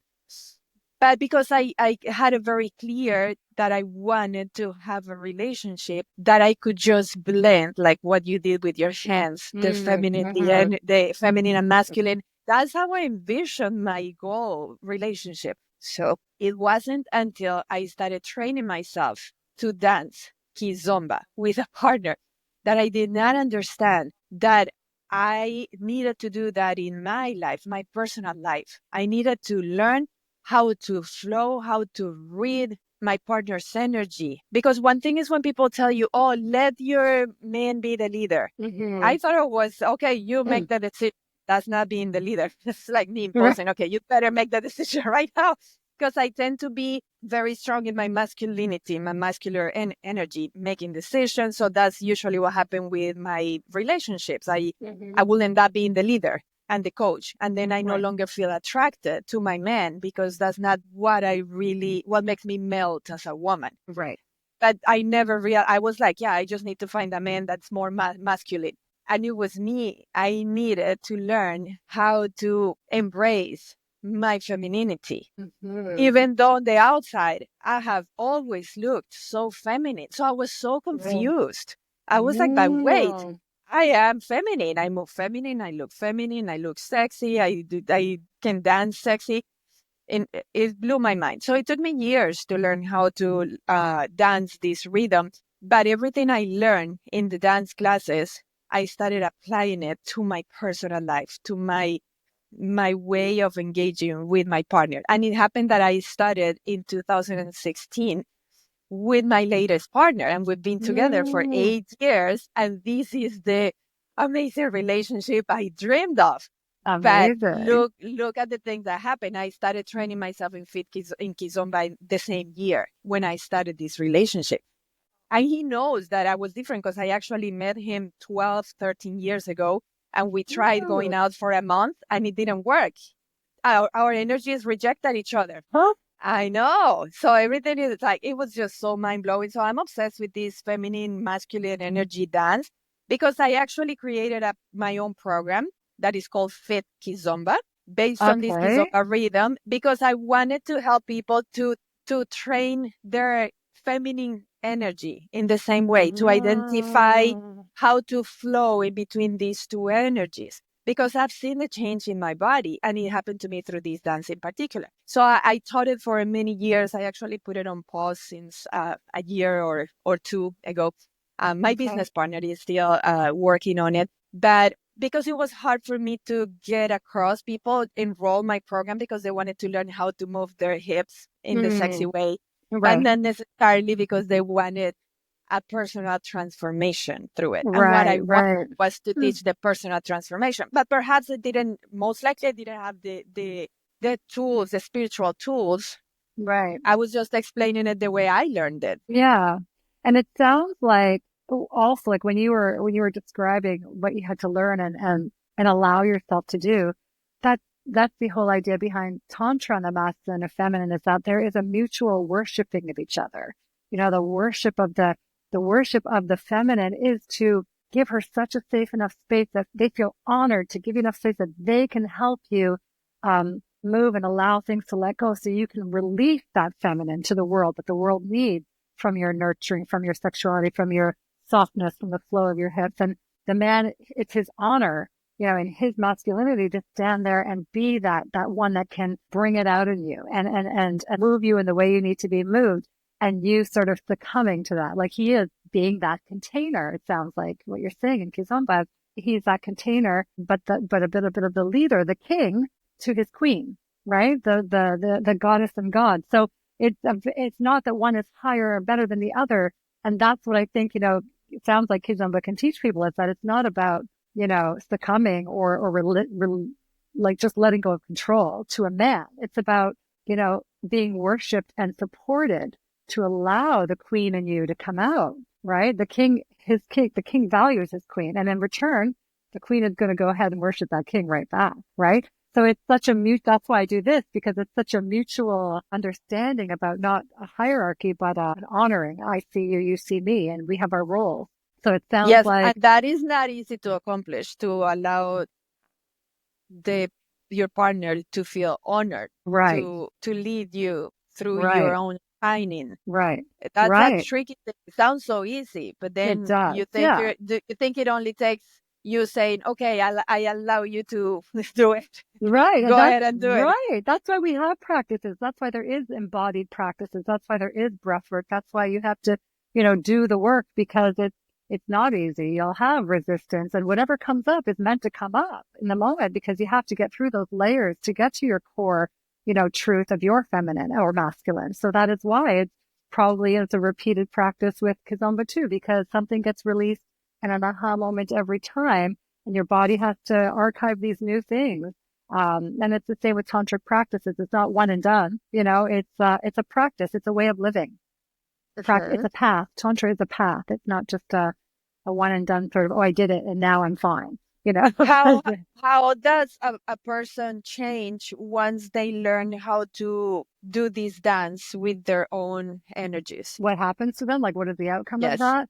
Yes. Well, I would say, because I learned Tantra as a solo person first. Like I learned it solo before I even shared it with my partner. So all the courses I took, I wanted to learn it for myself and with myself. Even though I am a very interested and supportive husband, I wanted to do it for myself. And so for me, I can say, like, I took two sort of practitioners that I worked with, one in Greece and one here in Canada. And the biggest change in me was after doing the gradual homework for 6 weeks. I ended up having to do this 15-minute practice. And at the end of that practice and at the end of the course, I looked at my instructor and I said, oh my God, I have everything I need inside me, literally, to give myself bliss, like to reach bliss on my own in this. And I'm not just talking about an orgasm. I'm talking about sheer understanding what bliss was. Like we heard about the Buddha in reaching bliss and enlightenment. That happened. And it was like, I have that inside me. That is in every single one of us if we want to access it. And it just changed everything. How I saw women and men, how I wanted to bring it out in them, how I wanted women to help other women and feel about other people and see that we're all the same and have that potential in us that with stories and background and how we're raised and socialized has dampened and maybe put to sleep. And it just, for me, and I believe people that have also done Tantra, they feel a little more awakened to who we could be as a society, as people, as lovers, as friends, as coworkers. Just bringing this back to the table, acknowledging the masculine and the feminine, something not to separate, but to work together. It just really changed everything. Changed everything for me in terms of knowing what I have inside me, knowing that I can guide my partner to bring that on me, that I have the right for it, and it's my divine truth, and it has a healing effect on him, and that he wants to be a part of that and a witness to that, and how it comes back in worship to him and comes back in tenfold to him. So there was a lot of ripples from opening this world, and that's what I want for my clients so badly. There's so much that you mentioned that I want to get deeper into, but I know I've taken plenty of your time. No, it's been We should amazing. probably leave that part for another visit on my podcast, which I But would love to have. can I ask you a question though? Because you Of fascinated course. me and I appreciate you being mindful of time, but I had to ask you this. So when you were teaching us Zumba Basic 1, I'm a newbie, like 2 weeks old. You mentioned that you did a retreat or one of the conferences. You did a session on the chakras and the music playlist for Zumba. Can you tell me more about that and how did people receive it? And I just need to know. Yes. So we created this beautiful session and we named it Sympathetic You. But it Okay. was a catch. It was for people to understand about the sympathetic and parasympathetic system. Okay. But the sympathetic you, it was just a title to be like, oh, I'm sympathetic. I'll join that class. Okay. But then we will give them more knowledge, more deep knowledge about how we tend to, in autopilot, end up living in fear or in survival mode and just going through motions every single day without being aware of how it's affecting our energies, draining our energy. So it was in a basic way without trying to get too spiritual or too deep or to scare people in the Zumba world, to try to give them extra tools for them to know how to organize a playlist in which they will know which rhythms will most likely be targeting the different chakras. So explaining a little bit about each of the chakras. So kind of like what you were mentioning earlier, that the root chakra, more of a masculine energy. So for example, you could do Afrobeats, African rhythms, or reggaeton, any rhythms that thumps, To the that has ground. the chest. You were also showing the chest coming forward. So yes, we suggest that. And we have a handout. I'll send it to you so that you can see all of the different rhythms grouped by chakra. And then like we will get into different chakras for moves that were more fluid, or for example, for the throat chakra, then more movements with the neck. So we did bachata on that one because in bachata is so pretty and it feels so good to do the neck and the hair and do more upper body moves, and then the heart chakra more opening up. So yes, it's we even created a chart so you can see the rhythms that will be most likely working on each particular chakra, as well as particular moves like stomps or opening or arms up and down or arms open or shoulders back, like you said. So it's very detailed and it turned out very, very beautiful. We actually run out of time. And we had planned that for the last two chakras, the third eye and the crown chakra, we were going to do a still meditation. We ended up running out of time, so we couldn't do it. But that was the end of it because there's no other way to really open the crown chakra in movement. Like you really have to get into a different state of mind and close your eyes and get in touch with yourself inside. People gave us amazing feedback. But the thing with this session is that when we create something for Zumba convention, we're not allowed to teach it outside the Zumba convention. It becomes I see. Okay. like like if you want it, you have to go to Zumba convention. Got you. But can you at least share some of the notes with me? I'm just so Of curious. course. Yes, I'll share because the I had a handout. thought, maybe for Zumba, but something that maybe they could make, it just came to me right before I started the podcast was Zintuition, right? So you could do something where there's, a class, but the last 10 minutes are like if it's not as easy to do a dance movement to activate these, but the last 10 minutes after you cool down is some sort of meditation that accesses those chakras. That might be an interesting thing that I don't know, I have a feeling about it. Might be a really interesting. Yeah, so you Beautiful. put that down to the people that matter, and you can always, I'm sharing that with you guys. You can I just love the name. I'm like, yeah, I'll tell them because it just kind of came to me when How I was. about if you put it together and then we start testing it? We invite some Z members to a Zoom session I would and we love test that. you. Oh my And then God. we allow it to evolve into something else, and embrace what's to come with I would Zintuition. love that. Okay, I love that. I love that. I I would love be that happy idea. to. Yeah, I just think it's so because they are so connected, like movement and intuition. they overlap, they ride. And like Zumba allows you, to have that flow of energy, and it offers active, joyful way to embody the energy, and just accessing it all, like that alignment from root right to heart with movement and intuition. It just seems such a nice And blend. also, what I'm thinking is that when we become Zumba instructors, we Yeah. end up becoming leaders of our Hmm. community, and our students start coming to us not just for advice on fitness, but on health in general, mental health. We end up like becoming kind of like therapists. We're not even asking for Right. it. Everybody's just coming to drop so much information about what they're going through in life. And it would be beautiful to create something like this to give the instructors tools on how to guide Yeah. beyond Yeah. their students beyond the Zumba class, because Zumba class is euphoric, endorphins, but Right. then for those that need something extra to calm down, because not everybody needs to be hyper and up. Some people Right. actually need the opposite, right? Or depending on the different situations you're going through in life. So it would be like giving them tools for them to guide, facilitate this kind of intuitive meditation for their students. I think that'd be Beautiful. amazing, because after a whole class of Zumba, if you did take the time in the last 10 minutes to quiet your mind, it's already going to be so much, like you've got blood flowing, oxygen flowing, there's an openness to receive, right? You're already in a receiving state. There's so much joy that we might put it back in their hands. It's sort of, instead of coming to the instructor and asking for guidance, they're going to get it themselves and say, okay, take that and see what you got from it. And if we just give them a few tools, it might be amazing that they could put it back in their students' hands and say, I've got it Oh, inside me.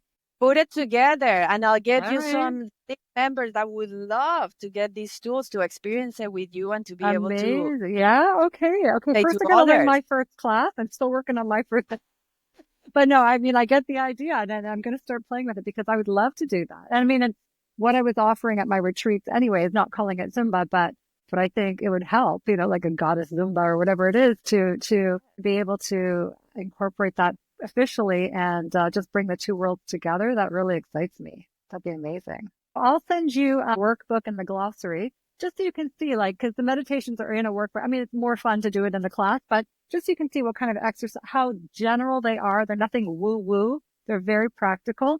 And I'll send you the glossary, and then you can start to play with it as well, and see, just try. Love it. Some of the meditations that are in the workbook are also, I've recorded on Spotify. So people, if you want a guided voice to kind of keep you focused, and, to take you along the stop to see what you're supposed to see, you can, use some of the meditations on Spotify as well, just to help you. So before we wrap up, is there anything that in your clairvoyant abilities that you could tell us that 2025 is bringing in general? What kind Okay, of year is to come? it's so funny you said that, because I'm leading a guided meditation tomorrow night. For the last meditation, it's free, online, 2025. The theme of 2025, what's coming up for me in 2025. So everybody's going to be doing that exactly tomorrow night. So you're welcome to come. But it's, okay. So I'm going to hone it in a little and say, for the viewers of this podcast, so whoever's viewing it, in the future, I'm going to try to channel in and see if I get some messages for who will be specifically the viewers of this podcast. Is that okay? Yes, I Okay, love so it. let's see. Okay, so the first thing I heard is that some things may seem like they're breaking down, when really it's clearing the space for something newer and stronger, to evolve. So not to be afraid if it feels like in 2025, something's been working for me for so long. What's happening? Why is this not working for me anymore? Be kind of curious and playful, to kind of like, okay, maybe another door is opening. So kind of keep that in the back burner, so that a lot of people get depressed, and why does this always happen to me? And this is crap. It's a new year. Why did this happen? But try to remember that there might be a better and bigger opportunity where you'll feel more fulfilled. I'm seeing it specifically actually for viewers of this podcast, somebody around cars, the kind of car that they drive. I'm seeing like actually a physical breakdown, where a job is being changed. The nature of the job is being changed, and it feels very disrespectful to this person, up front, because you thought you were doing your job well, and you are, but you're capable of changing and navigating things in a different direction. So you're the person to do that, even if you think you're quite happy with what you're doing now. I see that for you as well, Maria. In other words, being asked to maybe consider changing direction a little bit. And you're going, no, wait, whoa, but I have a feeling this will fulfill you. And then there's this sort of magnetic feeling for people in mid 2025 where they really feel drawn to things like they've never felt drawn to before. Honor that, go for it. You do not have to be perfect at something to love it and make it your passion. And I'm being guided to tell you that about myself. I'm not like, Zumba instructor supreme. I love Latin dancing. I love the music. Do I have the right hips all the time? But I feel it in my soul. So that's all you need to be drawn to something. If you're curious to try something new in 2025, November of 2025 might be a choppy month for a lot of people. I don't know what news is coming our way in 2025. I'm not channeling that deeply or for the time constraints we have, but it might just feel choppy, but there's a resolution to it. If we can sort of allow ourselves to ebb and flow, like I'm seeing an image of a water going over rocks. You know how water just moves over the rocks as opposed to, hey, this rock is stopping me from moving. If we can take on that line of thinking for November 2025, that'll be helpful for your own personal health and wellness. Let's get something from Maria specifically, since if you don't mind, because you took the time to do this. So Go is that for okay? it. Yes. And you go by Maria Browning, right? Yeah. Maria Browning. Okay. So the first thing I heard was, and you can edit this out if you want, but I heard children are a blessing, but they're also a pain in the ass. And I heard that it is okay for you to acknowledge to your children when they are being literal pains in the ass and that you deserve more respect than some of them are currently giving you. Does that make sense for you? Totally. Okay. So you have to exert a little bit of that, I'm flexible, but I'm not going to be broken kind of energy. There's a little bit of entitlement. I feel one of them is feeling in particular. And you're like, where is this coming from? I didn't teach this person this, but it's coming through. So that might be something to nip in the bud and let them know that's not going to fly with you. I don't know. I feel like it's one of your older children. How many kids do you have? I have one. Okay. Do you have any other kids from other, like, do you consider your kid? Okay. So it's, okay. I heard older child. So is he older? He's 21. Okay. So, I guess that's for him. I heard like sometimes he thinks you're overreacting, to situations. And, I think the languaging you can offer him is that I, as your parent, will always offer you my opinion. As adults, you don't always have to respect it, but I'm going to be giving it. And as an adult, I understand you may not always agree with me, but you're still going to get my honest opinion. You're not just going to get what you want to hear. So I think you need to stay true to yourself in terms of what you tell your child. And it's not that you're not supportive. You just disagree. And here's why. I'm hearing like he will be healthy in his own way. Um, you can only push a child so far. He'll find his healthy balance. You're making me cry. No, he will. He will. He's not done growing yet at all, Of course, he's still your baby, but he's literally not done growing. And I'm seeing like he'll really turn a corner around 24, 25 in terms of just be like, okay, this is what I wanted for my child. This is what I wanted. Like he's getting it and it's computing. So maybe that whole thing of allowing and flowing a little bit, like doesn't mean you have to be a doormat, and acquiesce to everything he wants, but know that there's a corner to be turned, and he is still seeing everything you do and understanding. He just wants to wield his own sort of path, like have a little bit of independence. And there's a little bit of, what's the word I'm getting?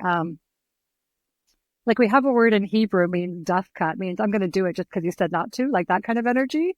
I feel like there's a little bit of that coming from him. But he gets over it. He gets over it. And so as a mom, you kind of have to be like, okay, here's another challenging mom moment. It never ends. And I see, like, I heard the word walking. So he may even in his future, like find that walking is one of his major medicines, for him. If it's not now, it will be. And I just heard he doesn't want to talk about food. So if you can sort of take that off the table for now, it will ease things up. Does that make sense?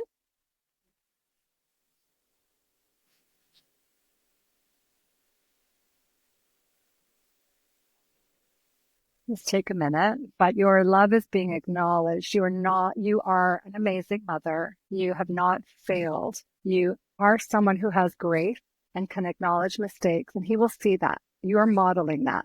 And what is most important is what you model.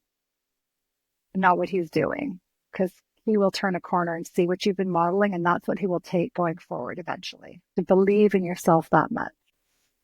Thank you. Yeah, it's okay. This has been, well, number one, confirmation of your powers. Thank Because you. the only things that you mentioned to me were all related to my son, and it has been the biggest struggle for me this year, him becoming an adult and me forcing myself to release him into the world, to allow him to become an adult on his own, to make his own mistakes instead of me trying to guide him and tell him what to do. So I had to ask him exactly a year ago to leave home, to leave comfort. And it's been very tough this year to deal with my own feelings of feeling guilt, not training him enough for life, the things that I could have done, and then responding immediately, giving myself grace and reminding myself that I did what I needed to do and that he'll be fine. Whatever he didn't learn, he's going to learn it on his own. And now it's his chance to start his own life separate from me. So he's far away. He's where his dad lives in Kentucky. So he's been in Kentucky this year. So for me to maintain myself more on the edge, not overstepping. Yeah, you're mothering in a different way now. You're mothering in a completely different way. It's a whole new, a whole new book in the manual. Learning that by giving him freedom, I am actually still exercising being a mother. Yeah. Which is the opposite of what I was used to, mother 24/7. So it's been very tough, and it's tough to see him making mistakes, obviously, but the food. I don't want to hear about food. So my child was also diagnosed with ADHD, like you mentioned your son, since he was 5 years old. Yeah. And same as you mentioned, I decided to try the holistic way.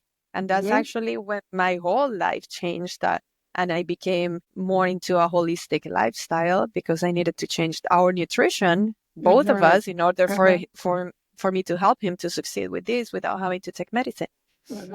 So you could say, or he could say, that I've been obsessed with food. Yeah. His whole life has been about it. His food intake, his diet was very strict. So yeah, and there might be a bit of a rebellion about that, but that's part of his path, right? Part of his path. And a necessary path that he needs to go his own, the opposite, face the consequences of it, and then make the better decision. Right, and also to keep in mind too, like his body may also resonate or not resonate with it, depending on what he's going through. And I remember when my son was young, and he had ADHD for sure. At a young age, he was diagnosed. He started to complain of itching in his legs. And I figured, I was a nutritionist at the time. I worked in the hospital as a dietitian, and I was like researching.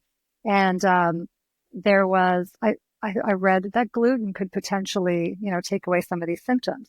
And he was all on board with it, and he liked the idea. And we took gluten out of his diet, and it was difficult 15 years ago to do that compared to today. And eventually he said, "Oh my gosh, it's gone. They're gone." And then we did it for about a year. And then I intuitively was like, it's not helping him anymore to be gluten-free. And I don't think he should be gluten-free anymore. Like, it was like an intuitive. I kept getting it. And he came to me at like 10 years old and said, "I don't think I should avoid gluten anymore, Mom." I'm like, "I think you're right." And we went back to it. And there were different modalities then that were helping him. So it was an interesting, especially being a dietitian, it was interesting to let go of what we say food does and what it does for that particular energy and body. So I'm just sharing that with you too, to sort of, maybe broaden your perspective, because sometimes I've given readings to people where I tell them to eat licorice and it's going to be healing for them. Now, we know licorice is sugar and coloring, but for that person, there was an energetic reason to eat it. And she said to me, "I've been avoiding licorice to try to lose weight." And I was actually getting, eat a piece of licorice and your weight's going to start dropping again, because her body had some kind of connection, and it did. And it kind of broadened my perspective on our body's relation, what it feels about the energy of food. And I'm not saying I think a holistic diet is wonderful and generally very spiritual and healthy, but sometimes there's these interesting moments that I've been like, huh, to keep that. So if your son may be going through that process of just seeing Well, for him, who knows? he's going through the process of working to pay for DoorDash and paying for his food takeout and eating at restaurants, because he was never able to do that while growing up. Right. Everything was so controlled. So it's not just the gluten free; it's the whole thing. Yes, Yeah, but it'll come I back. understand he's done with food, and I am not pushing it with food. So I decided to push it with supplements. So I did the deep DNA testing of him.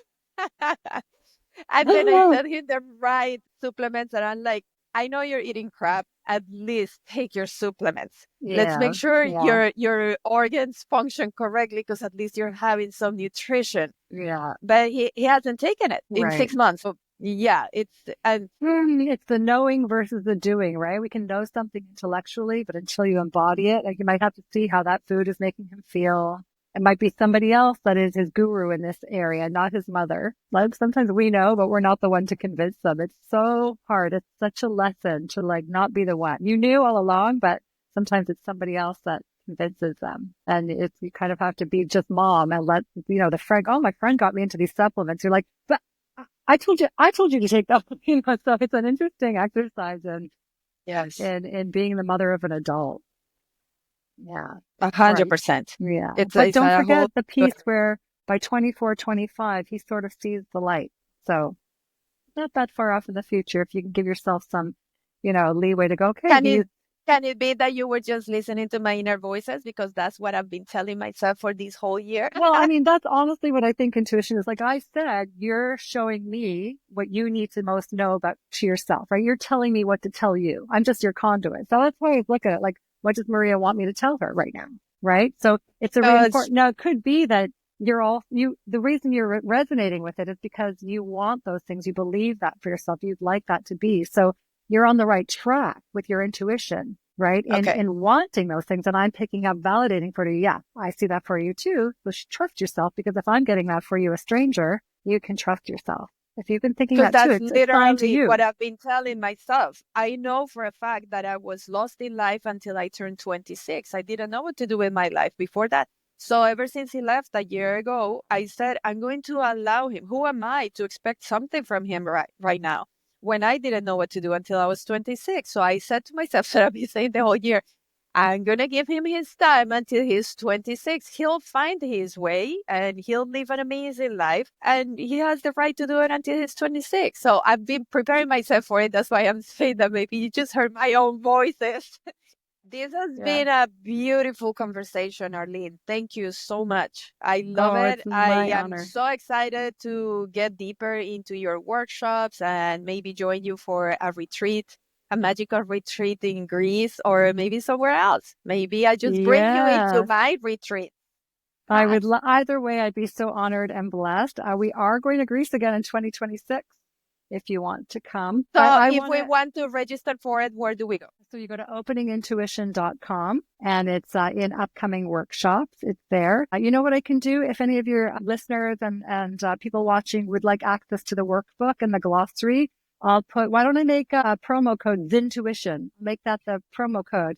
And then I'll make it for free for anybody that's watching the podcast. Of course, if you have any questions, you can reach out to me on my social medias, which are there on openingintuition.com. And if you email me text me your email address, the best email address after, I'll send it to you as well. And hopefully we can exchange. I'd love to see that Thank playlist. So you so much. Thank my you pleasure. for My blessing pleasure. all of my listeners with your Of workbook. course. Thank you for having me. It's been so much fun. If we want to find you on social media, where do we go? Yeah, on Instagram, it's at Arlene Moshe, Moshe. And on Facebook, my page is Opening Intuition Retreat with Arlene Moshe. So that's easy. And then my website, openingintuition.com. Beautiful. And I'll put the There. links on this Perfect. episode as well. Thank you so Amazing. much. Thank you My for pleasure.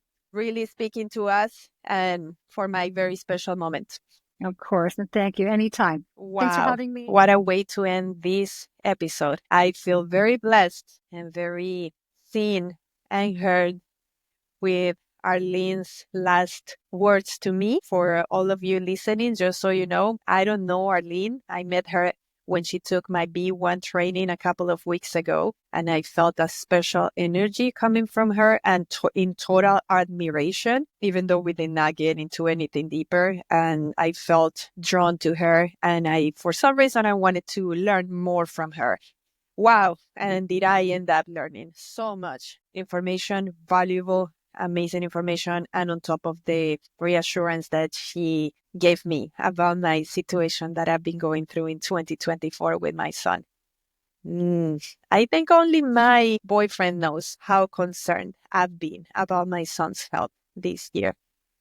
So thank you, Arlene, for this gift that you just gave me.